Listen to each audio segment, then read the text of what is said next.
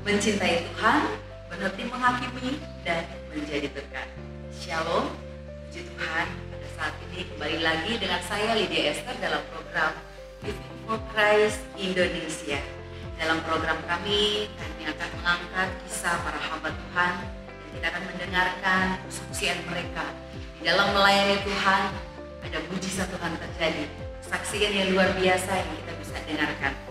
Dan kita akan mendengarkan mereka. Dan kali ini tim Living for Christ Indonesia berada di Purwokerto, Jawa Tengah. Wow, sudah hadir bersama dengan kita Bapak Pendeta Timotius Suwardi dari GBS DI Jemaat Shalom Banjarnegara. Baik, Shalom Pak Pendeta. Wow, luar biasa. Nah, pada saat ini kita rindu untuk kita berbincang-bincang ya Pak ya.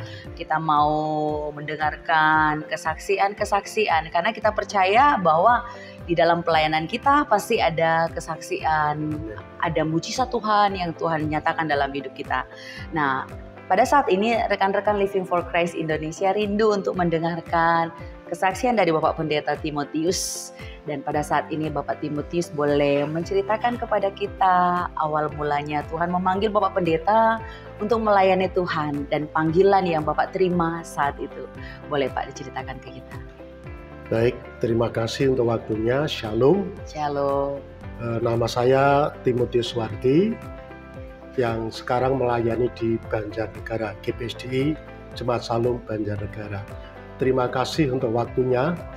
Memang dari awal mulanya saya tidak ada rencana untuk menjadi hamba Tuhan. Apalagi saya juga bukan keluarga hamba Tuhan, orang awam. Baik, terima kasih untuk waktunya. Perkenalkan, nama saya Timotius Suwardi yang melayani di GBSDI Jemaat Shalom Banjarnegara. Memang pada awal mulanya saya tidak punya rencana untuk menjadi hamba Tuhan. Saya bukan dari keluarga hamba Tuhan, tapi jemaat biasa. Tapi kenapa saya harus melayani pekerjaan Tuhan atau ada di ladang Tuhan? Ceritanya ketika kami mengalami jamahan Tuhan, hidup mengalami lahir baru, itu hati kami, jiwa kami penuh dengan semangat untuk memuji menyembah Tuhan dan ingin selalu dalam suasana ibadah, persekutuan doa, pelayanan, kaum muda, remaja, dan lain sebagainya. Waktu kami bekerja sekuler itu merasa tidak sejahtera. Ya, tidak sejahtera, akhirnya saya konsultasi sama Bapak Gembala Sidang bahwa saya ingin untuk bersama hamba Tuhan seperti itu. Kemudian Bapak Gembala Sidang menawarkan bagaimana kalau kamu melayani Tuhan. Ya, nanti di gereja dulu, ikut kami hamba Tuhan. Setelah itu nanti sekolah Alkitab. Akhirnya saya dalam pergumulan waktu itu kami bawa di dalam doa dan pada akhirnya saya memutuskan sudah saya mau melayani Tuhan. Mau terjun di ladang Tuhan. Nanti sekolah Alkitab begitu. Dan benar akhirnya kami konsultasi kembali kepada Bapak Gembala dan akhirnya kami sebelum sekolah Alkitab kami ikut hamba Tuhan. Jadi hidup bersama dengan hamba Tuhan di pastori sebagai koster begitu. Pastor. Iya. Pastor. Sebelum sekolah Alkitab dan disitulah saya dibentuk untuk menjadi hamba Tuhan. Karakter saya benar-benar dibentuk, keakuan dikikis habis. Yang tadinya kalau di rumah tidur bangun semaunya, di gereja harus bangun pagi berdoa, doa pagi, kemudian bekerja mengerjakan apa yang harus kita kerjakan, baik itu untuk ambil air, tidak seperti sekarang.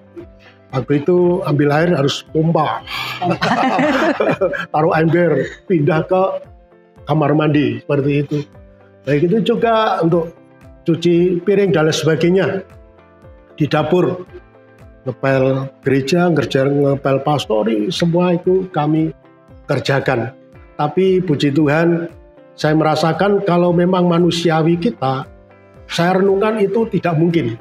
Tapi karena saya merenungkan ini Tuhan memanggil, jadi apapun terjadi kami bisa mampu untuk melakukannya. Yes. Bahkan di situ waktu itu Bapak Gembala Sidang punya pasien untuk menampung orang stres. Ya. Saya disuruh merawat, kasih mandi, kasih makan, belum lagi kalau berak. Luar biasa. Seru dong Pak, ada ceritanya yang lucu pasti. Iya, tapi disitulah kami dibentuk benar-benar ya, harus memiliki jiwa seperti hamba. Ya. Benar-benar, jadi kita tidak hanya melayani di belakang mimbar, tapi juga harus melayani di bawah mimbar, di luar mimbar. Seperti itu kami kerjakan dengan penuh sukacita. Beliau, Bapak Gembala Sidang, mengarahkan kepada kami, apa yang kamu kerjakan, kerjakan seperti untuk Tuhan. Yes. Disitulah yang menguatkan kami. Jadi meskipun kami harus nyapu, ngepel, bersih bangku ini, ya kalau dulu kan zaman ngepel nggak seperti sekarang enak itu sekarang. Ada alatnya. Dulu lewat kain pel itu harus glosor gitu. Glosor. Aduh, lumayan ini. Ya seperti itu. Lututnya jadi kuat dong. Betul, olahraga. Persiapan juga, jadi pendoa. Iya, puji Tuhan. Di pastori kurang lebih 1 tahun lebih. Kemudian waktu itu sebelum saya sekolah Alkitab, Bapak Gembala Sidang pesan, nanti kalau kamu sudah selesai sekolah Alkitab, nanti kamu kembali di sini, karena waktu itu beliau punya jemaat cabang seperti itu, sudah dibelikan tanah. Waktu itu diajak kami ke cabang itu untuk bersih-bersih tanah. Ini nanti kalau kamu sudah selesai sekolah Alkitab, nanti kamu kembali di sini, ini cabang di sini saya serahkan kepada kamu, nanti dibangun untuk gereja. Itu rencana manusia seperti itu. Dipersiapkan ya? Dipersiapkan. Tapi setelah kami sekolah Alkitab, ketemu calon istri waktu itu. Yeah. Yang sampai sekarang sudah menjadi istri. Yeah. Yang sah dan satu-satunya. Iya, harus itu. Ya. Terus kemudian, ya di sini di Banjarnegara orang tua waktu itu, kemudian orang tua dengan Bapak Gembala Sidang sudah saling mengenal, dan Bapak Gembala Sidang sangat memahami kalau saya ditarik di Banjarnegara di sini karena Banjarnegara juga membutuhkan pelayan. Ya, akhirnya saya ditahan dan saya sudah berumah tangga bersama istri, punya anak. Kemudian saya ditempatkan di Banjarnegara. Yang sekarang? Sampai sekarang ini. Waktu itu masih sewa kontrak rumah. Tahun berapa itu Pak? Tahun pengembalaan 90. Tahun 90? Ya. Sampai sekarang? Sampai sekarang. Nah, waktu itu tempat ibadahnya masih sewa kontrak rumah, nggak bagus lah. Tapi ya seperti itulah gitu ya. Ya sewa kontraknya habis, tidak boleh diperpanjang, sehingga mau tidak mau kami harus tinggalkan tempat itu. Kalau seandainya gereja ada uang, itu sangat kesempatan sekali kita bisa membeli. Tapi karena jemaat gereja tidak punya uang dan kami harus tinggalkan tempat itu, maka pada akhirnya kalau minggu kebaktian dari rumah ke rumah, pindah-pindah. Seperti selama berapa tahun? Itu tidak sampai 1 tahun. Karena kita terlalu capek setiap minggu masuk pindah-pindah tempat itu ya. Akhirnya kita tetapkan di satu tempat rumah jemaat yang agak luas. Itu malah di luar kota Banjarnegara, tapi masih Kabupaten Banjarnegara. Oh, jadi rumah ibadah ya? Iya, itu dan berjalan 9 bulan. 9 bulan. Ya. Sementara itu kita doa puasa, kemudian juga mengadakan persembahan janji iman dari kami hamba Tuhan sampai kepada jemaat. Kita adakan janji iman. Waktu itu kami dapat warisan dari orang tua tanah, kemudian saya jual. Yang beli masih adik saya sendiri karena itu paruhan dengan adik. Ya sebagian kami pakai untuk kuliah, biaya kuliah, sebagian untuk janji iman. Terus kita doa puasa. Kita doa puasa, sambil kita keliling mencari tempat yang tepat nanti untuk bisa pakai ibadah dan bisa dijangkau dari jemaat yang berada di berbagai tempat. Ya, karena sebelum waktu itu kan jemaat belum punya kendaraan.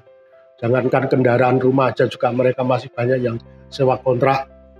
Sehingga kami harus mau cari tempat yang strategis bisa dijangkau mobil umum seperti itu. Akhirnya kita dapat, kemudian tapi waktu itu ya tempatnya itu udah nggak pantas kalau untuk gereja karena bambu-bambu dan tempat itu angker sekali justru angker itu, maka akhirnya hanya dari pihak gereja yang bisa membeli.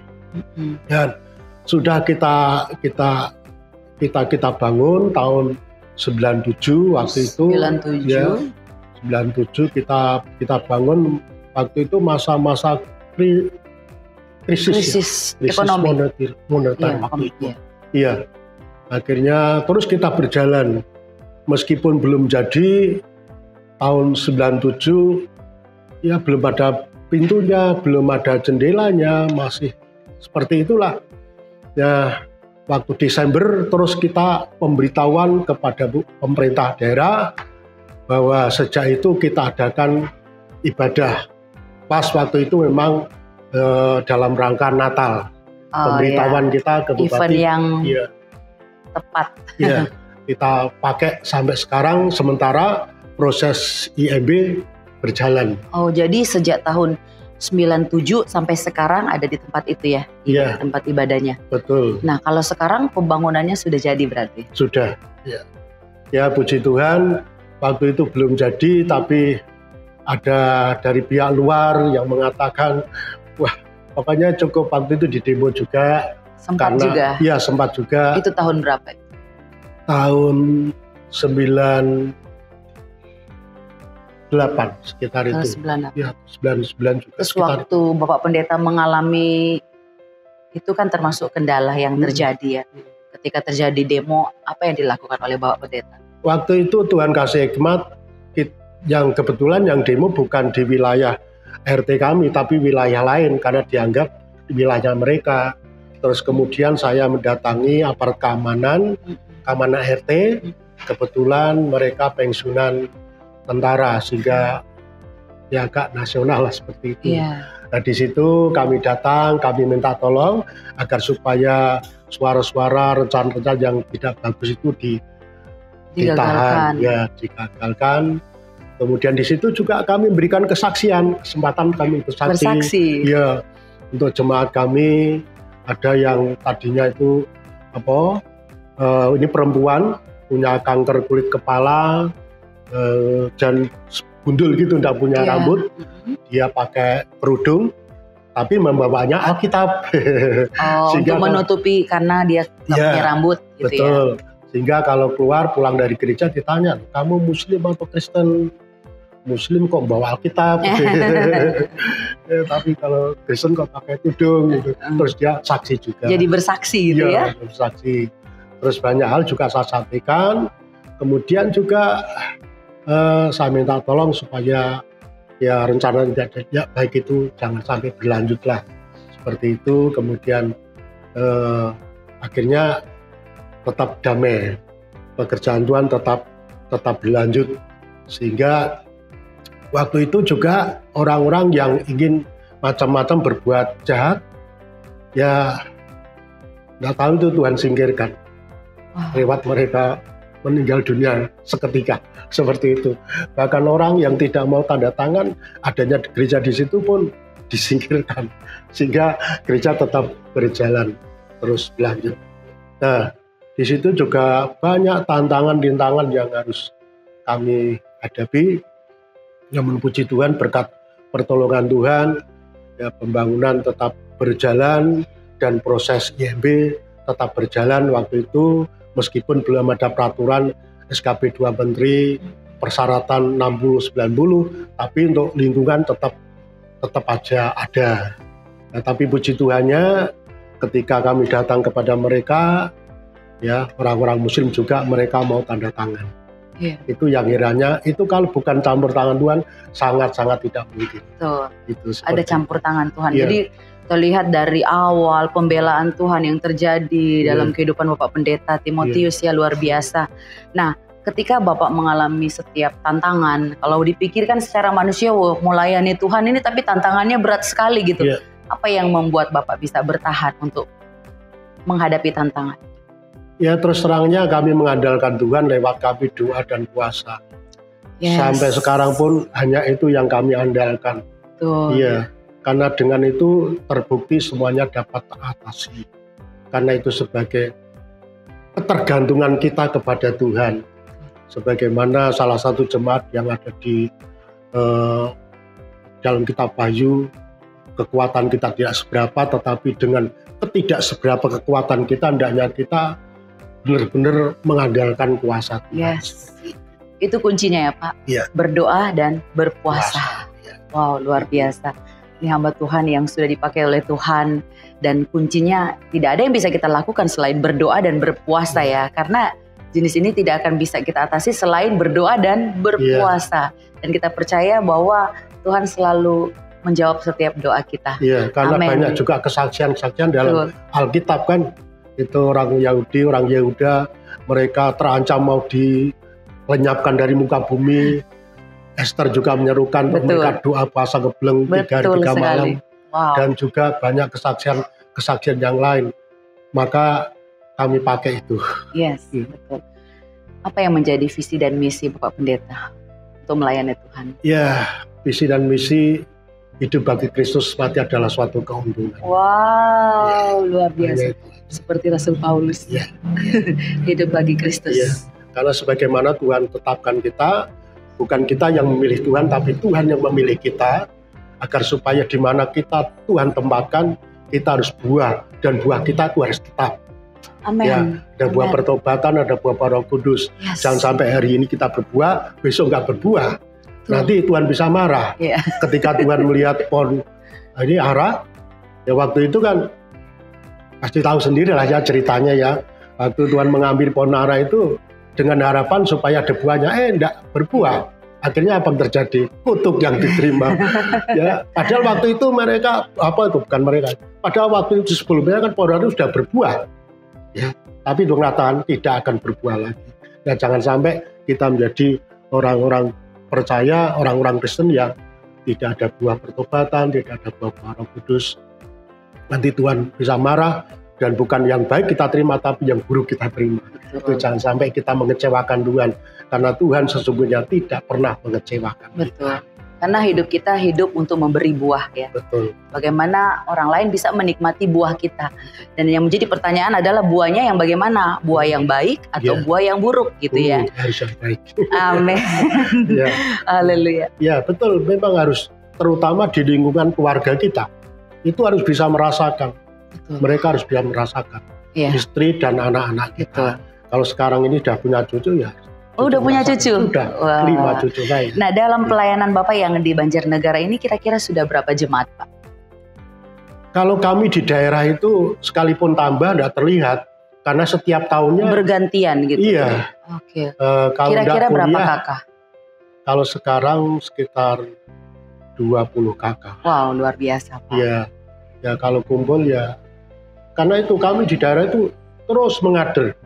Setiap tahun itu juga mereka kuliah, ada yang kerja di luar kota, rumah tangga, seperti itu, selalu seperti itu. Sehingga kami di daerah itu mengkritis terus, mengader terus. Betul. Dan musik, betul. seperti kemarin tuh, ya suami istri sudah tahu pekerjaan Tuhan, sudah tahu semuanya lah. Tahu-tahu pamit ke luar kota, ya karena ya mereka terikat dengan dinas ya. Ya pasti ada caranya Tuhan yang ajaib. Tuhan akan campur tangan. Betul, ya. Tuhan ganti. Tuhan ganti, betul. Nah, di dalam pelayanan Bapak kan pasti ada mujizat Tuhan. Banyak pasti mujizat Tuhan yang terjadi. Bisa saksikan ke kita rekan-rekan Living for Christ Indonesia Pak. Kesaksian mujizat Tuhan yang Tuhan pernah buat pada Bapak Pendeta, keluarga atau jemaat. Bisa diceritakan ke kita. Ada 2 yang menurut kami spektakuler. Wow, apa tuh? Ya, yang pertama kami kan punya anak 3 ya. Anak 3 kita sebagai hamba Tuhan, kalau hidup karena persembahan, tidak akan mungkin anak-anak bisa kuliah. Wah. Tapi puji Tuhan mereka ketiganya bisa kuliah S1 semua. Dan yang pertama jadi hamba Tuhan di Jakarta. Itu begini, nomor 2 terutama. Nomor 2 waktu itu dia masih kuliah. Dan waktu mau wisuda, ya waktu itu kami punya tanggungan ya untuk biaya kuliah itu 5 juta lebih gitu ya. Nah, kebetulan waktu itu istri sebagai bendahara RT. Wah, bendahara Tuhan, PKK, ya? Jadi uangnya banyak. Nah, uang itu kan tidak dipakai, bisa dipinjam asalkan nanti dikembalikan. Nah, kemudian uang itu kami pinjam untuk biaya anak kuliah. Kemudian kami doa puasa terus agar supaya tidak sampai pinjam lah ya. Kalau pinjam itu terpaksa. Oh, gitu. iya. Ya, tapi waktu itu ya sudah kita waktu itu juga sampai untuk biaya kuliah itu wisuda itu juga selesai. Kemudian saya ada sertifikat tanah itu ya. Mau tak sekolahkan, mau tak titipkan gitu ya. Iya, tapi saya udah sejahtera, udah tak ambil, bikin ya buat gadaikan sama istri. Wah, udah sejahtera banget. Akhirnya sudah sertifikat itu tak kembalikan, sertifikat tanah itu saya kembalikan. Akhirnya sudah saya sepakat sama istri, udah kita doa puasa lagi, kita tambah lagi doa puasanya. Ya, seperti itu. Kemudian nggak lama kemudian ada seorang penginjil dari Jakarta. Dia datang ke rumah, dia bilang begini, Pak Timotius, ini saya datang ke Banjarnegara, saya diutus Tuhan untuk menyerahkan ini berkat untuk Bapak. Wow. Tadi saya sudah nyampe ke Banjarnegara, Pak. Saya tanya Tuhan kembali, Tuhan apakah benar ini berkat untuk Pak Timotius gitu. Ya, tapi kok ya harus untuk Pak Timotius. Ya puji Tuhan, akhirnya nggak jadi pinjam. Nggak jadi pinjam. Seandainya jadi pinjam, kami harus mengembalikan. Oh iya, harus. Harus itu. Ya, kemudian tamunya pulang, kami hitung, wah puji Tuhan 5 juta rupiah. Wow. Bisa untuk nutup itu. Kemudian disambung lagi juga ada berkat Tuhan datang sehingga akhirnya tidak hanya cukup tapi lebih. Yes. Ya, sehingga waktu itu bisa kami pakai untuk beli parabola yang tadinya kalau lihat televisi itu seperti lihat banyak semut semutnya. Ya. Akhirnya jadi terang. Semutnya hilang. Iya, semutnya hilang. Ya, itu yang pertama luar biasa. Terus kemudian yang kedua tidak lama tahun 2015. Ya, boleh dikatakan masih baru. Ya, waktu itu gereja memang sudah punya, IMB sudah ada, tapi perlu direnovasi. Ya, ketika kita mau renovasi gereja, tempat ibadah, kita juga terus kembali doa puasa. Selain itu juga kita adakan janji iman bersama jemaat. Ya, sudah terkumpul kira-kira 10 juta. Itu dari lingkungan waktu itu minta supaya gereja memberikan kontribusi untuk jalan. Tapi sesungguhnya bukan untuk jalan umum, tapi kenyataannya untuk pribadi. Sehingga ya cukup ramai waktu itu ya, karena uang sebanyak itu sebagai air mata bagi kami, bagaikan gunung ya. Seperti itu akhirnya ya sudahlah, kami sepakat bersama jemaat. Waktu itu minta kontribusi 50 juta. Berkas uang sebanyak itu besar ya kami, bagi kita. Berat sekali. Sedangkan 10 juta aja ini udah berapa tahun. Iya. Itu hasil doa dan puasa soalnya. Betul ya. Seperti itu ya. Terus kita musyawarah bersama jemaat, kita sepakat sudahlah. Saya ambil keputusan kalau uang kan bisa dicari. Kita mikirnya untuk kemajuan pekerjaan Tuhan ke depan, yang penting lancar, tetap berjalan. Meskipun kita sedih punya hati. Dan berat hati. Ya akhirnya berat nggak berat ya sudahlah. Akhirnya kita transaksi kita bisa memberi, waktu itu mintanya 50 juta, terus akhirnya kita memberikan keputusan kita bisa kasih 15 juta. Terus waktu itu padahal uang masih 10 juta, terus kita tambah, ada pemasukan dari luar, para donatur, kita transaksi hitam di atas putih, segel, materai, begitu. Tapi puji Tuhannya, ya setelah kami mengadakan transaksi, ada mujizat yang luar biasa. Ada tamu-tamu, ada tamu ibu-ibu, salah satu gereja dari Jakarta juga. Jumlahnya 17 ibu-ibu. Mereka ingin ke tempat kami untuk mengadakan persekutuan doa. Doa bersama dengan kami. Seperti itu, dan mereka datang, bukan kami yang menyambut, menyediakan konsumsi dan sebagainya. Semua akomodasi konsumsi ditanggung oleh mereka. Pokoknya Pak, saya diizinkan ke tempat Bapak untuk berdoa bersama-sama di gereja Bapak. Dan betul waktu itu kami persilahkan ya untuk datang, dan mereka datang, semua konsumsi ditanggung mereka. Meskipun kami yang dan jemaat yang harus untuk memasaknya, tapi dana dari mereka semua. Dan mereka tidak tidur di kamar, tapi mereka tidur di gereja semua, gelar karpet seperti itu. Nah puji Tuhan, selesai mengadakan kegiatan seperti itu, di tengah-tengah persekutuan doa itu, mereka memberikan PK, dan kita buka, kita hitung jumlahnya ada 10 juta. Iya, 10 juta, kemudian diserahkan kepada saya selaku gembala sidang, dan di situ juga ada bendaharanya, ada disaksikan jemaat, kembali saya serahkan kepada bendahara. Terus kita doa puasa, dan kita doa puasa dengan kita adakan janji iman, puji Tuhan, berkat yang lain menyusul. Amen, amen. Ketika kita ada dana cukup 20 juta waktu itu, kita melangkah dengan iman, tapi sejak kita mulai sampai akhir tidak berhenti sampai selesai. Waktu kami sedang membangun itu, kami memberitahu kepada salah satu anak Tuhan yang gerejanya lain, tapi mereka memiliki hati, kami minta supaya bantu dalam doa. Terus beliau katakan, apa Pak yang menjadi kekurangannya? Kemudian saya bilang, ini plafon Bu yang belum ada. Akhirnya beliau katakan, udah Pak, milih aja bahannya seperti apa, modelnya seperti apa, nanti saya akan mengutus tukang.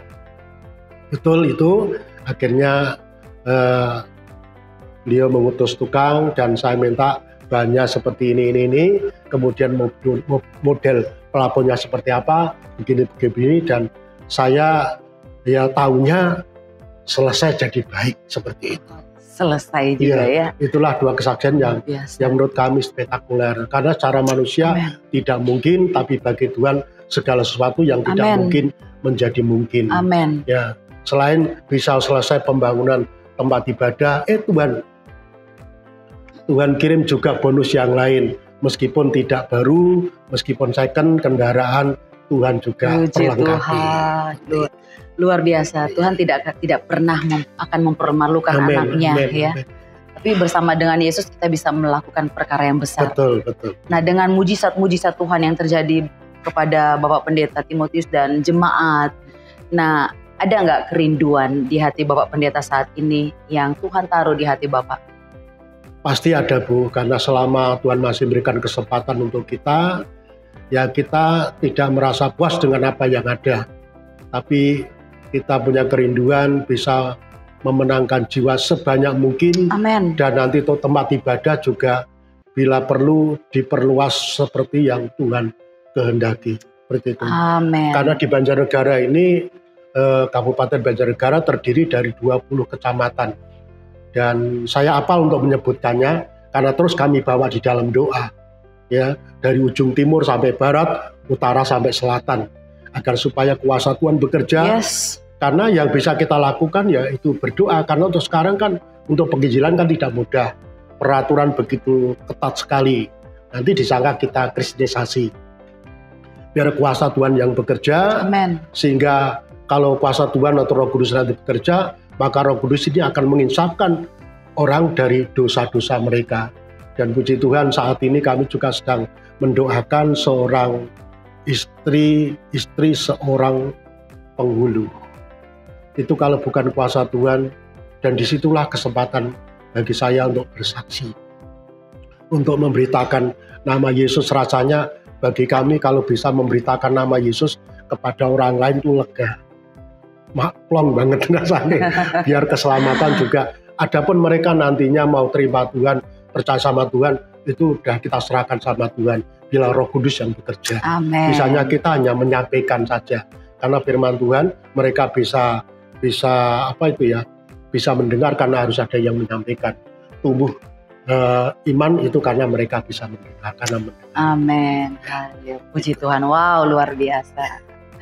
Puji Tuhan, kita sudah mendengarkan kesaksian dari Bapak Pendeta Timotius. Kesaksian ini luar biasa ya, menguatkan iman kita, menguatkan rekan-rekan Living for Christ Indonesia, dan kita percaya bahwa di saat kita bersama dengan Tuhan, kita bisa melakukan perkara yang besar bersama dengan Yesus. Amin. Puji Tuhan, kami mengucapkan terima kasih kepada Bapak Pendeta Timotius, luar biasa yang sudah menjadi berkat buat kita semua. Dan kita berdoa agar supaya Bapak Pendeta tetap maju terus dalam Tuhan. Tuhan memberkati jemaat serta keluarga. Ya udah, puji Tuhan.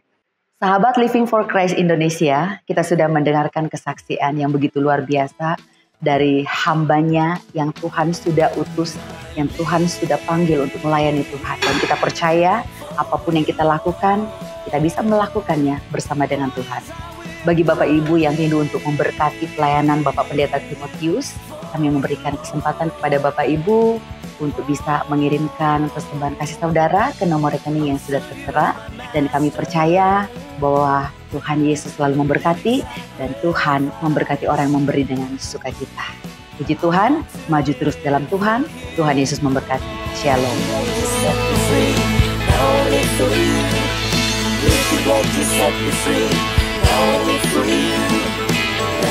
for you.